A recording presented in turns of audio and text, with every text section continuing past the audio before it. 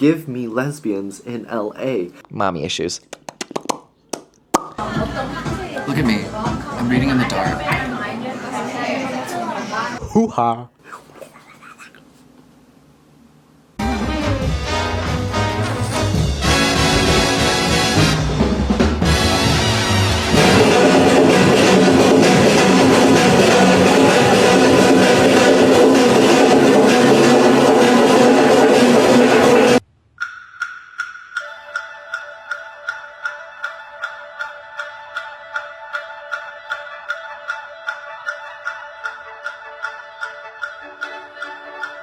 I don't know how you feel about this, but so far, this has been definitely my favorite cusk I've read.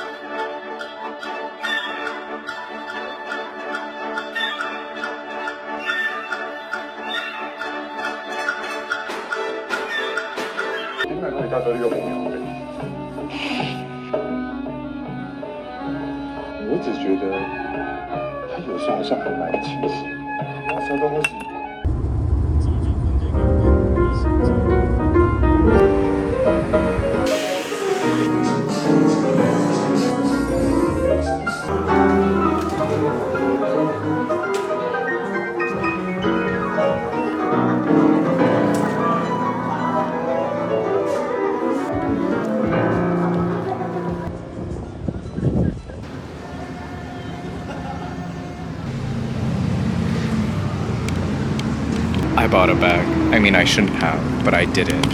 I did it. Let me sit y'all down.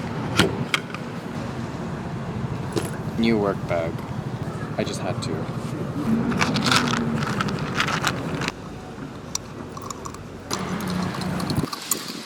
I'm gonna do some more shopping because it's my sister's birthday coming up, so I have to get this gift. 2, maybe. Depends on how generous I feel. Anyway, catch y'all later.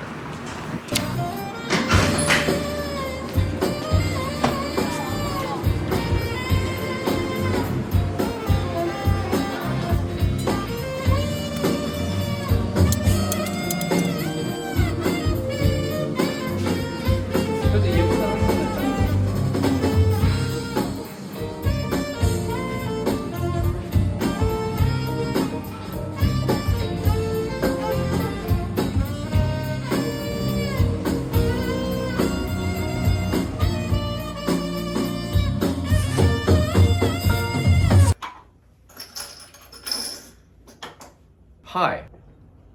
Ooh, y'all, I have to wait a second. As much as I love like an iced coffee, plain black, I've been using this sirop de monine. It's from France, but it's this chocolate cookie syrup, and oh my god, it's just divine. Divine.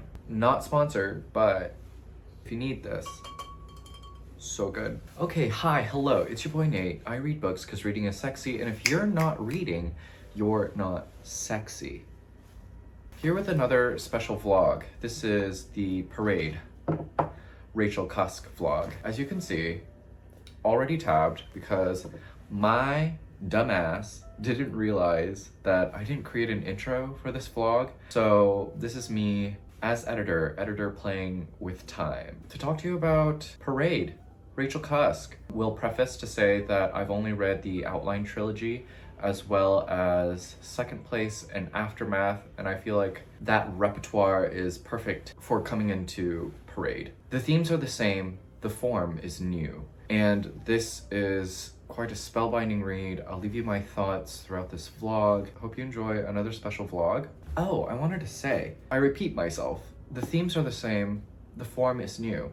As you can tell, perhaps, I hope, that the vlogs look a bit different as I'm constantly changing forms and seeing what works for me to provide you with the language of my world, the way I see it and the way I present it, and I hope you enjoy it all. At a long run, we'll say that consistently putting out a vlog a week, I had such a backlog of footage, and it was just really easy to just consistently put out a video a week because everything was in backlog. But in some sense, I've come back and the vlogs will sort of be within the same time frame, within the same season. And I'm happy to be back, kind of. I won't be putting out the usual daily vlog. I don't think I can manage with life and vlogging and creating this world of sorts. I'm reading the new Alyssa Gabbard as well. There's a lot about diary. Every person is a self, every self is a person. To be a person as humanly possible is kind of hard sometimes, you know? There's this great portion, skip the title, what's this called? Any Person is the Only Self. Alyssa Gabbard, out by FSG. June 11th, out, okay, soon. There's a great portion on the diary and journaling, and Susan Sontag is mentioned, as well as the journals of Sylvia Plath and Virginia Woolf. In an entry labeled On Keeping a Journal, she writes, "I do not just express myself more openly than I could do to any person. I create myself. The journal is a vehicle for my sense of selfhood. It does not simply record my actual daily life, but rather, in many cases, offers an alternative to it. The journal forms a parallel universe, a better reality." I think that's it. These vlogs have been sort of a capture of my reading journey, but also life itself, and also my writing life. All of that intermixed has created an interesting blend of how I see reality and how I present it. I'm glad you're a part of it, truly, because when these newer vlogs that I'm putting out, they are created with a stronger intention, a stronger desire to be closer to the text, and I want to read more closely. I want to be more closely to the line of life itself, and I hope that shows through the vlogs. Anyway, that is a really long intro that I have to edit. Parade. Racial cusk. Literally tell me why I'm running so late. I set up a time and I underestimated how long it'll take to get to this cafe to meet our special guest. So, gonna do that.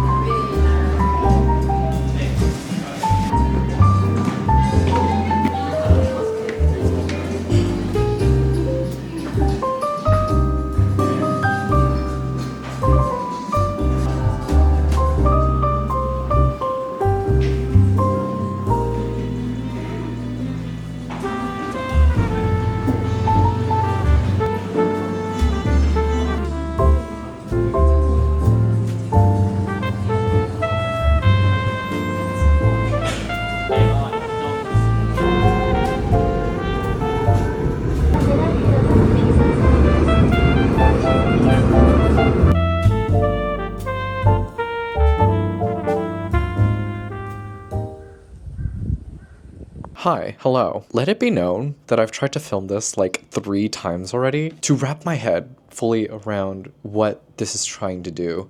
Okay, but first off, yesterday was wonderful. Carrie and I met up and talked about books, and like we lost track of time. And then we went to a second cafe to do some reading together, but we just ended up talking again. It was wonderful. Weather was amazing. Afterwards, I went to the nonfiction gift shop. They added sort of a select shop of their favorite objects on the first floor, which was really cute. They came out with a new scent. Not a big fan of it. It's a bit musky, a bit sweet, a bit too sweet. And then at some point in the afternoon, it just got like you ever had that moment where it's just like way too hot at the height of the afternoon and you're just like, I need to be that cat sitting by the window, sunbathing. So I just went home. It was lovely though. Will say though that the days have been impenetrable. I feel like I'm in the city, I'm not living in the city, if that makes any sense. At moments, I feel like bits of life feel like a simulation, and if it's real at all. The very experience that I'm describing is a very reading experience and what our protagonist experiences. The first part is called The Stuntman.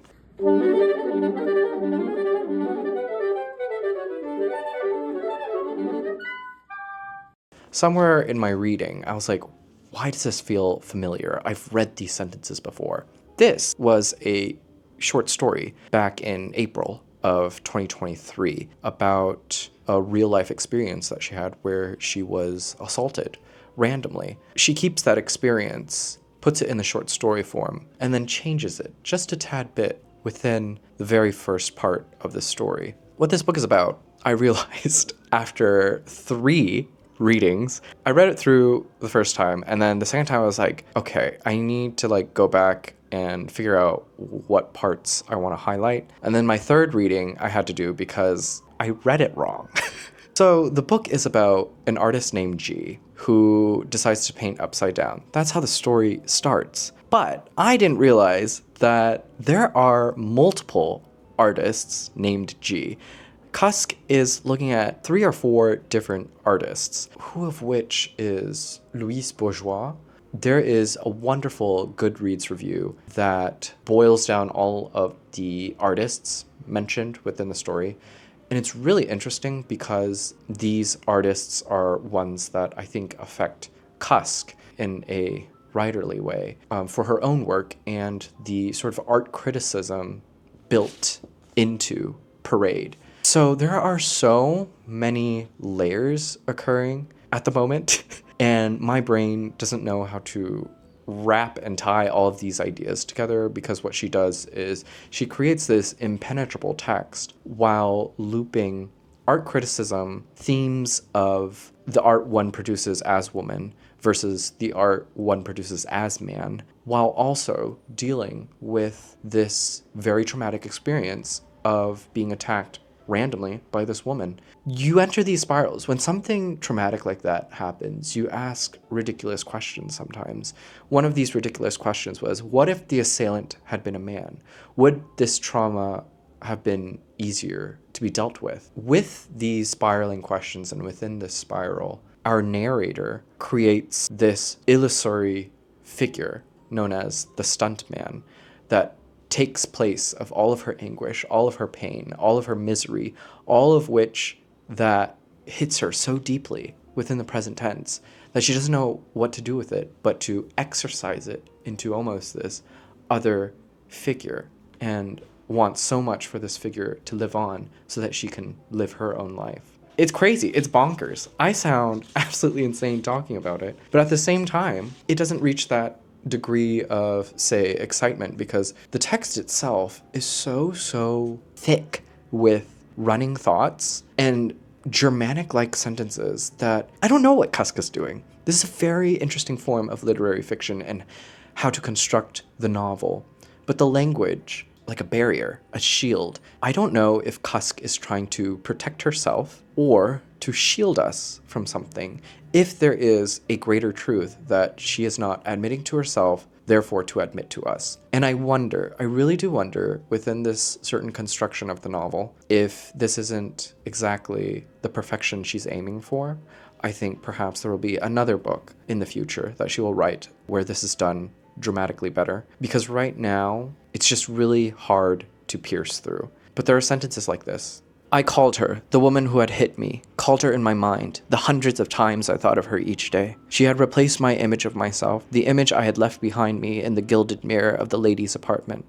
She was my dark twin, the inextinguishable reminder of something that had been denied existence in myself. She herself did not deny it.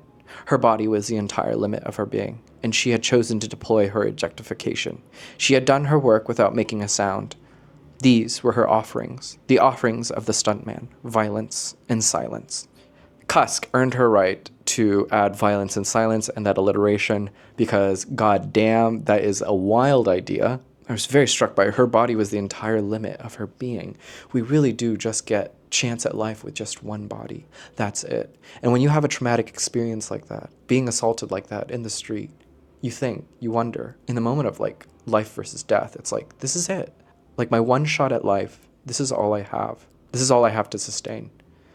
What am I doing? But then also, how do I cope with this?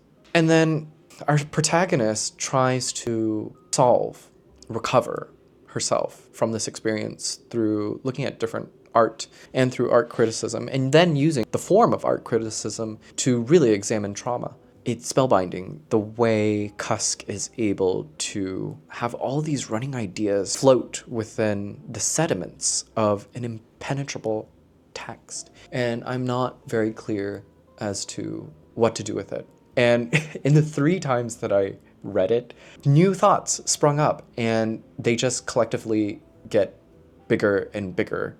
And it's this now huge cloud of like question marks. I'm in the second part now.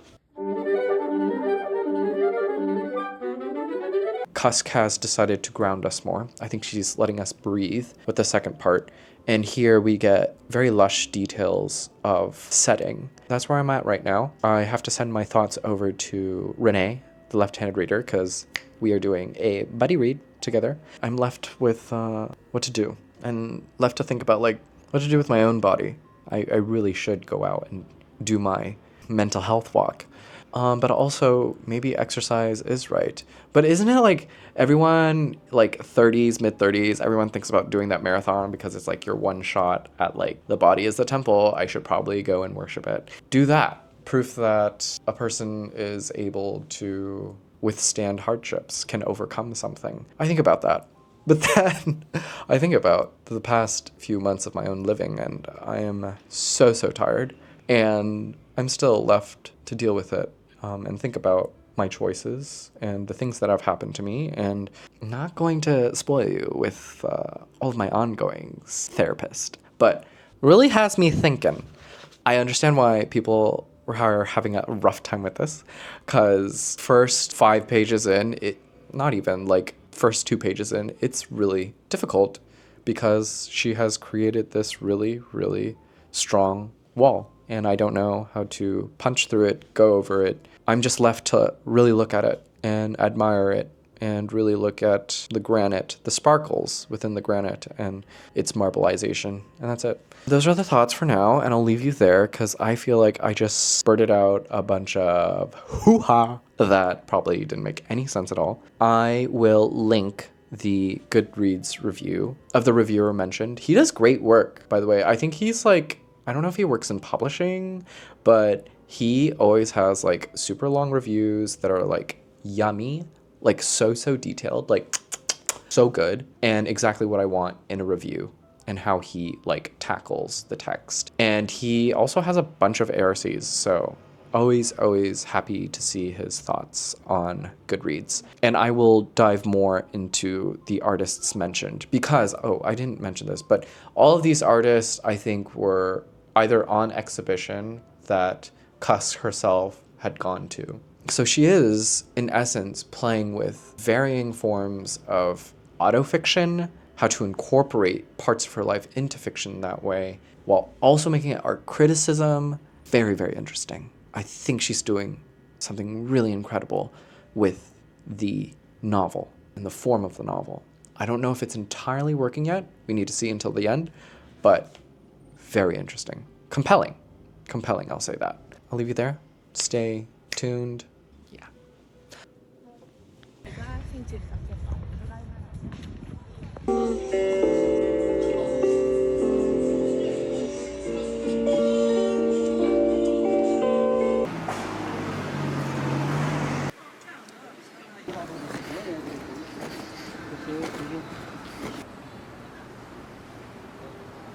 Hi, hello y'all.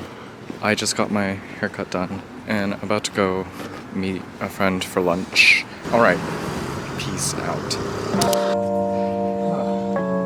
hate my life.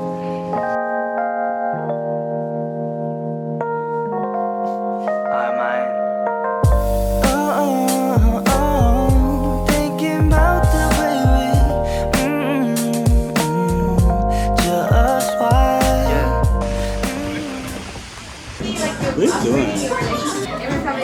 Oh, I'm reading. Look at me. I'm reading in the dark.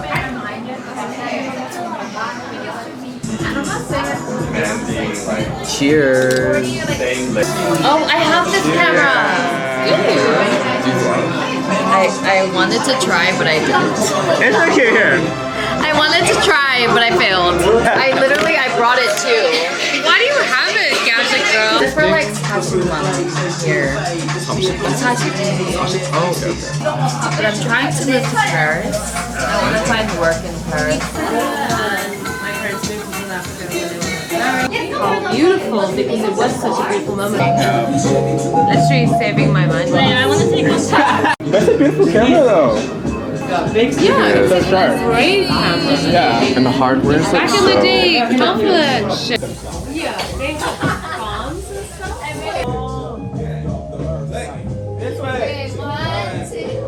Literally, that is the way that Korean.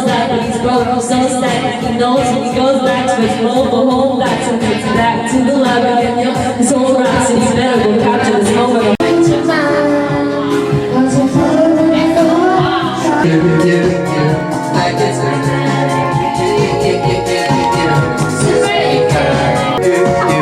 Now gets back there. Super ego.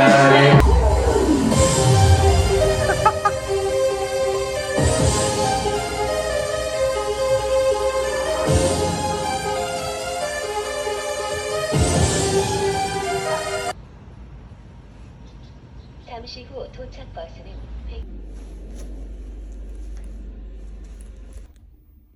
It is 5 a.m. Good morning.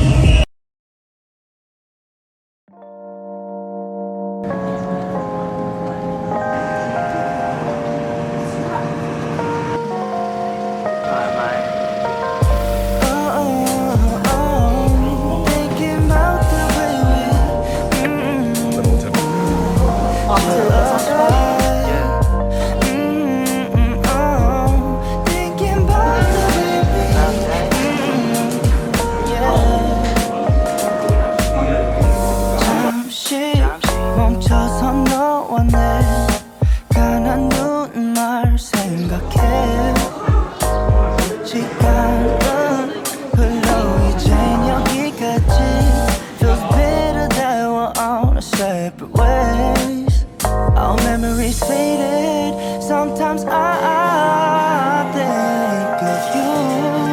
너 없이 뭔가 좀 Bell peppers don't really taste like anything.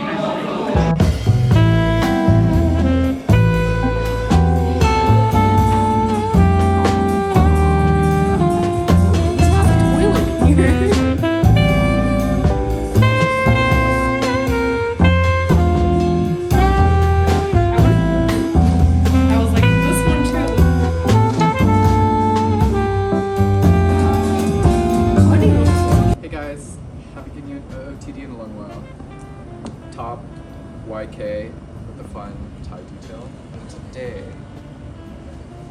we've got the fun cost tie shirt, very cute. And then today I have the core jeans in black. I got these in another color, super cute. And then my new Our Legacy Purr. Dolls, oh, and of course, Sama Odo bag. Talk about your charms. The butthole. It's like stamped on. Yeah. My other one doesn't. It makes me so sad. Oh, got you. Cute. Slay.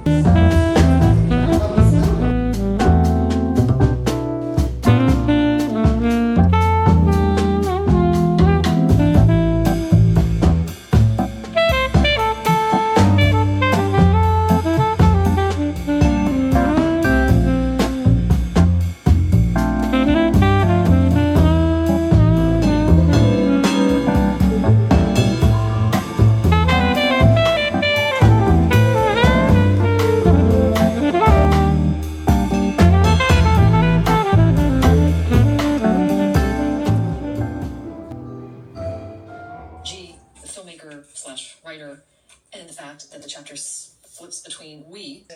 Anyway, I'm up to page 93. Morning, so I'm right up to par with where you are. But oh my god, I am loving these last two parts. Hi, hello, how are we looking? Morning coffee on deck.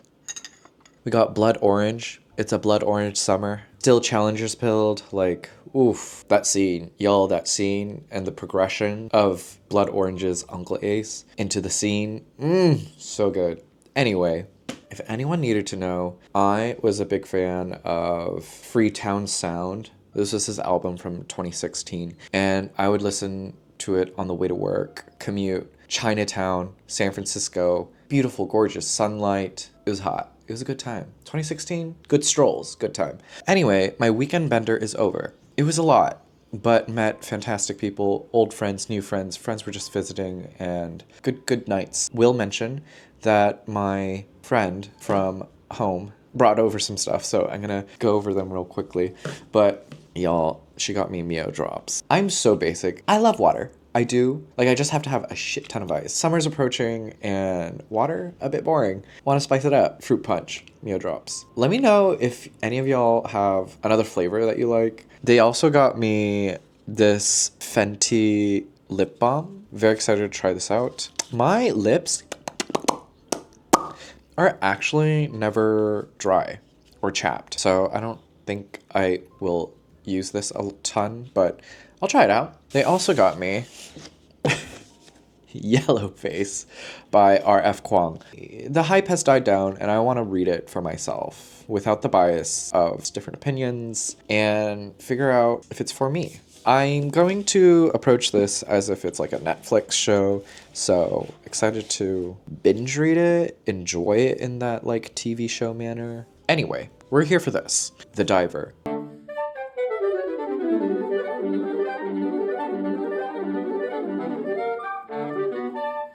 There are just way too many ideas running through this. I'm trying. I'm really struggling, y'all. I am struggling. This is gonna be an iffy vlog, let me tell you. Okay, I'm just gonna go straight into this. So, I'm not gonna spoil why this part of the book is called The Diver. This traumatic thing happens, and then all of these people involved in the art world collectively gather at dinner and talk about why this traumatic event happened, like an art critique standpoint. Usually you would ask why, how, but not in the frame of art. And so I think what Cusk is challenging us with is, what is the need for art in emergency? Olivia Lang, anybody? But can art save? What is art doing? But then also, what does art push us to do? Within this, we get, I think, the most Cusk in this part, because all of her characters do that Cuskian thing where they confess. They go into confession and then talk about their tiny little anxieties, uniformly wrapped up in like tight packages delivered with such grace that you wish you could have said when trying to express all your little anxieties. All of the little anxieties that they spit out relate to the text at large. There's a part where Maro, who is the art director, talks about his mother, mommy issues. His mother was an artist. She would lock herself up away from him, and he would stand in that doorway knowing that his mother was there, but also not there, because growing up, she was not a mother, essentially. She was an artist. We get into this quip, again, about the female artist, and reminds me a lot of A Fan's Dilemma, Claire Dederer, about motherly monsters. There's a portion where she dives deep into female artists and how some of them had to abandon their children in order to make art, because it really challenges the question of like, can we do both? How to be both?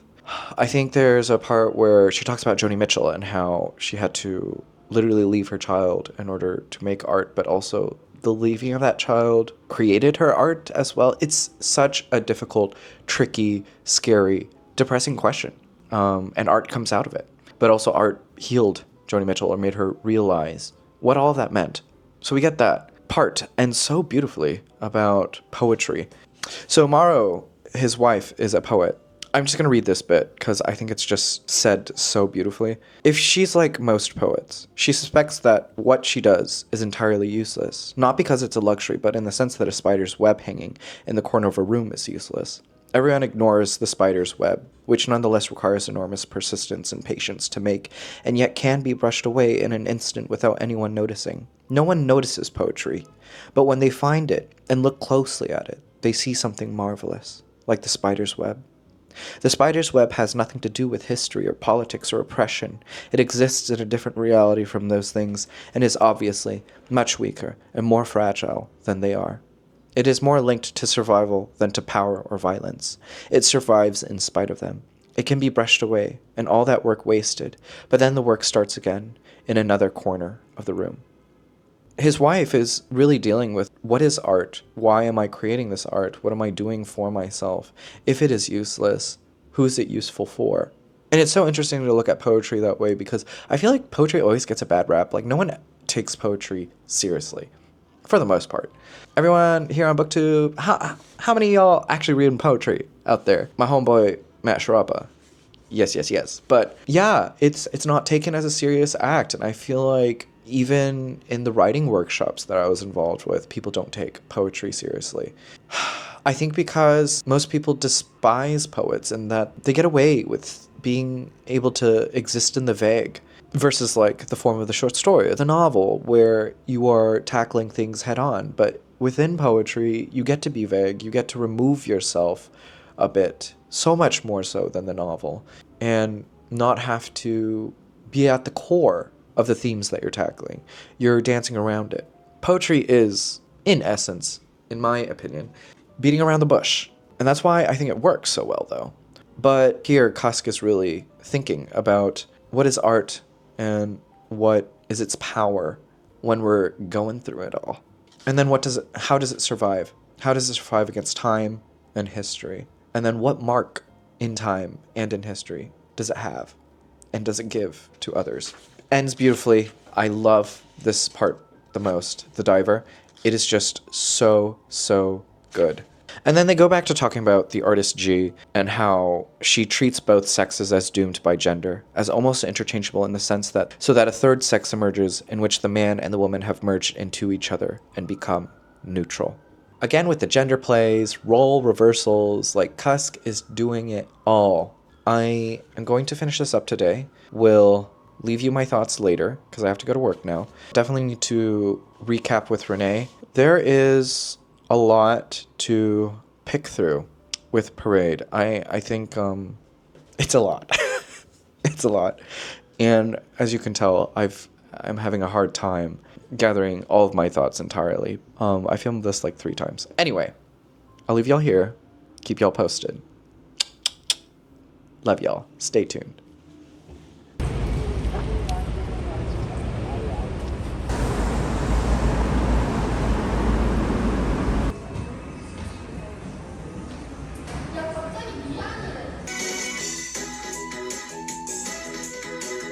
Y'all, do you think Sheila Heti would approve of me listening to style-savvy Nintendo DS OST while finishing up her book? I just want to finish this before I go to work because I want a new book. While reading Parade, I've also been dipping in and out of Alphabetical Diaries as well as Perfume and Pain by Anna Dern. Greatest piece of lesbian literature set in LA since Patricia Highsmith. I said it. Like, oof. Who cares about the price of salt? Give me lesbians in LA. Underrepresented. Anyway, this is my reread of Alphabetical Diaries. It is still a 5-star read for me. I'm on V. I've got like about 20-30 minutes before I have to leave for work, so I'm gonna crunch through this. Alright, here we go. Time lapse!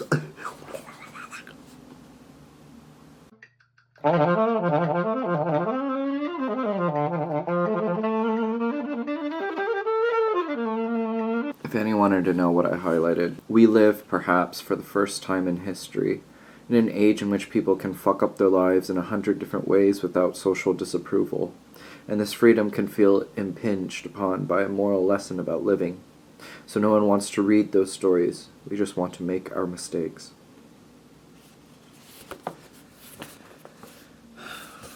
God, I love Sheila Heti. Exteriors. It's just random journal entries over the course of 7 years. And all that. I mean, the attack is, I don't think, a spoiler because the rest of what happens and how she expresses what happens is the story in that section. Right. Like, right. It's so good. I can't wait to get a physical copy because I want to see how it's laid out, and it's just going to be a different reading experience. I couldn't have done this alone. Honestly. Likewise, Yeah. I love this. I was saying in my video that it's just been such a unique and wonderful experience to me that it's opened my eyes to buddy reading, and I could see myself wanting to do this more than once a year, maybe a few times a year as it comes up naturally, to have real-time engagement instead of like going to a book club after everyone reads the book. Mm-hmm. Having real-time engagement made the complete difference to me. It just took the number of pages in the chapter and it just made them more plump because you're reading it real time with someone. Tu es très philosophe. Ouais. Et pas follement amoureux.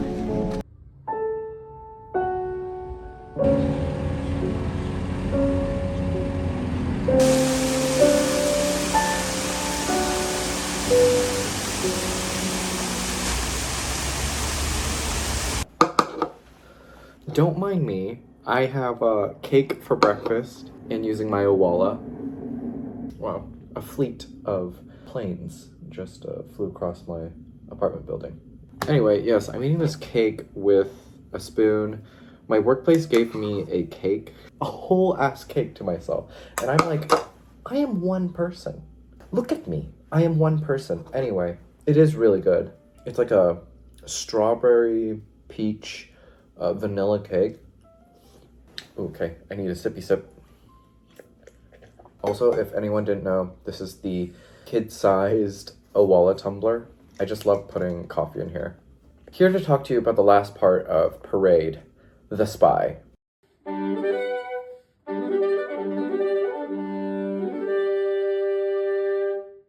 I'll be finalizing my thoughts of the book as well as a bit about the last part. Had a wonderful, wonderful chat with left-handed reader, Renee, incredible buddy read. But I also finished Alphabetical Diaries by Sheila Heti, and to sort of create my foray into what I'm about to say, I think it's really important. Sheila Heti writes, "It will not be fiction, and it will not tell a story, and there will be no characters, and you will not worry about the voice or the way it is written, just about what you are saying." The Spy looks at a film director, and then the death of artist G, and then switches voice into a collective we. So you sort of get that Jeffrey Eugenides Virgin Suicides thing where we is the speaker of the book. What I want to talk about is form, because there is something really incredible that Cusk has done here, where she is inventively, or has always been, playing with the form of the novel. I think of the Outline trilogy and how you can create voice out of that. And also here, we have four distinct parts that almost act as short stories in a way. Thanks to someone that has been in the DMs, found out for me that the last part, The Spy, is actually based off of a piece that Cusk did for Harper's under the same title, The Spy.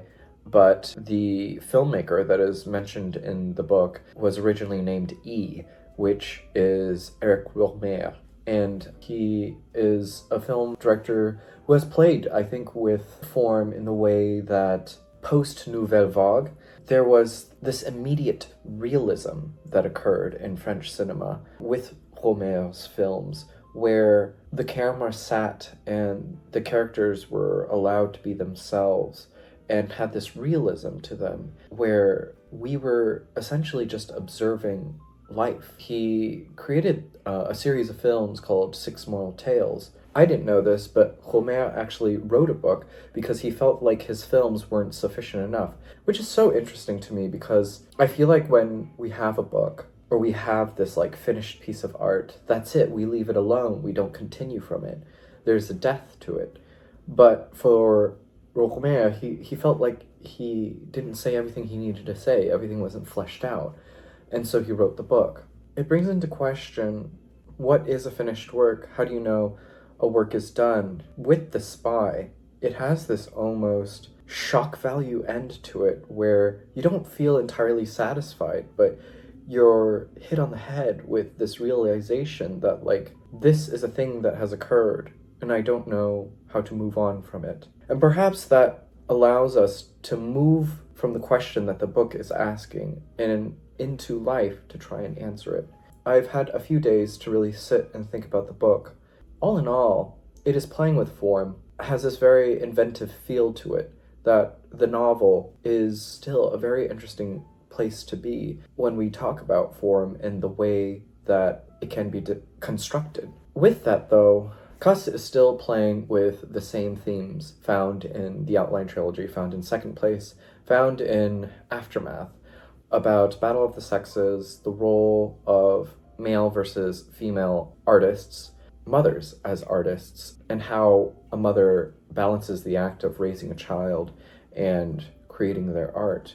With the last chapter, The Spy, the collective we are the children of the artist G. Their mother has died, and so are grieving, expressing their feelings about the abandonment and love that their mother didn't give to them. And it's so interesting because we look as the children as product, as commodities of works of art that weren't entirely finished. The artist G always expresses that they had a grand time being pregnant, but once her children were released into the world, she rejected them, in a sense. And it's just so interesting, the stance that the book ends on after so many narratives surrounding female artists and mothers as artists and the empathy needed for them. But here, in the end, the artist G, as mother, as artist, is made out to be monstrous, as we saw in Claire Dederer's A Fan's Dilemma. So, I don't know. I don't know what to make of the book as a whole, but I think there's something inventive here, something fresh, something new, and I think sort of tops the chart of my reads of the year, unless Sally Rooney's Intermezzo does something to me. But I think I like it a lot because it challenged me. It challenged what the form of the novel can be, but it also challenged my ideas of the long-lived battle of the sexes. It'll never be equal, ever. As much as we try implementing laws and then going backwards, America, there will always be man versus woman, unfortunately. Even in art, even in raising children, there will always be that. A very striking novel, and one that should be read by Cusk fans. She's doing something brilliant here. Will say that this was really hard to read alone. I am so thankful for my buddy read with Renee, because I don't think I would have gotten through it alone, just because there are just such big brain ideas occurring throughout all 4 parts. It was just really nice to read alongside someone. Most of the surprise that occurs in this book is also some of the themes that show up again and again, and how they're reframed from an adult perspective, but also a child perspective, and also a child-adult perspective. Interesting how Cusk is able to swirl ideas around until they feel like they're a part of the world. One thing that I wanted to mention that I don't think I fully enclosed, but the idea that I had mentioned in Alphabetical Diaries, is that Cusk isn't after plot or character. She's after human experience. I should have known this, but what I liked so much and what was so refreshing about the Outline series is that we don't know anything about these people that confess and tell us so willingly about these very private matters of their lives, and yet it totally encapsulates them. It takes over their entire being. But here, when we look at all of the characters, we really don't know anything about them. We don't get background. We don't get names or ages or really places of self or self within places. Everything's sort of unmarked, ambiguous. Within that, Cusk is able to really just hone in on human experience and how these little matters have affected an entire being. And perhaps that's why they feel so real to us. They feel like people we know, because they are just people wanting so much to be heard, to tell story, And I think we want the same, don't we? As Cusk is playing with form, she's not really focused on the ways it works in a traditional sense, but in the ways that it speaks to the human experience itself. And I think this is new territory, very special territory that Hetty, I think, has tried to explore ever since motherhood, and just even before that, like autofiction as well. Autofiction, I think, has allowed for this space, this chase after human experiences. And Cusk is doing something very similarly.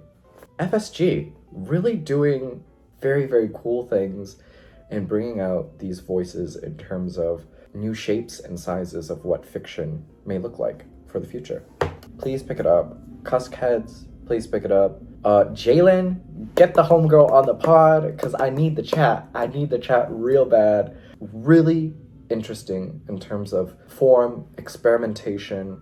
This is one of the inklings, I hope of many, that will shape the form of the novel. Anyway, y'all, that's the whole parade vlog. How'd you like that? Hey! I am a proud Blackwell's affiliate. If you enjoyed this vlog or this review, please consider using my affiliate link down below for all your bookish needs. Blackwell's offers free shipping internationally, and for someone who is an expat and lives abroad, that is so special for me because I hate having to pay for a book and then pay like ridiculous shipping costs for it. So, very nice. Also, I am an author of Adolescence Leaves, which is a novella that maps memory in between Tokyo and Los Angeles, examining trauma, memory, and a long-distance relationship. Pick it up if you love me. All right, thanks for being here. Let me know if you'll pick up Parade. Let me know your thoughts. Please, if you read Parade, please leave your thoughts, because, oof, just, it's a book that requires discussion. And I think it's the book of the year, to be honest. Called it. I mean, outside of maybe Sally Rooney's intermezzo, but we'll get there, we'll get there. And yeah, thanks for being here as always. You know the drill. Be well, do good work, keep in touch.